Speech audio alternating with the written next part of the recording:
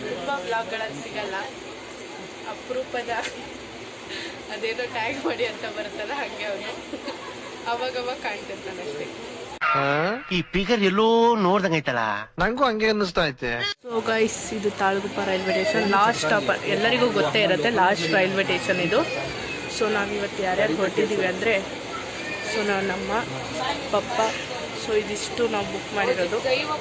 Pre booking ಮಾಡ್ಕೊಂಡು ಹೋಗ್ತಾ ಇದ್ದೀವಿ, ಯಾಕಂದರೆ ಬೆಂಗಳೂರಿಗೆ ಹೋಗ್ಬೇಕಾದ್ರೆ ತುಂಬ ಕಷ್ಟ ಸೀಟ್ಗಳು ಸಿಗೋದು, ಅದಕ್ಕೋಸ್ಕರ.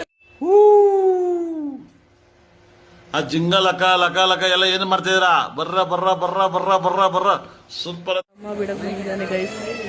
ಅವನಿಗೂ ಬರೋಕ್ಕೆ ಆಸೆ, ಆದರೆ ಏನು ಮಾಡೋದು, ಅವನಿಗೆ ಎಕ್ಸಾಮ್ ಇರೋದ್ರಿಂದ ಬರೋಕ್ಕಾಗ್ತಿಲ್ಲ, ಬೇಜಾರಲ್ಲಿ ಹೋಗ್ತಿದ್ದಾನೆ. ಅಯ್ಯೋ ನಾನ್ ಸತ್ತೋಯ್ತೀನಿ ಕಣಣ್ಣ, ಅಣ್ಣ ನನ್ನ ಕೈಲಿ ಆಯ್ತಾ ಇಲ್ಲ.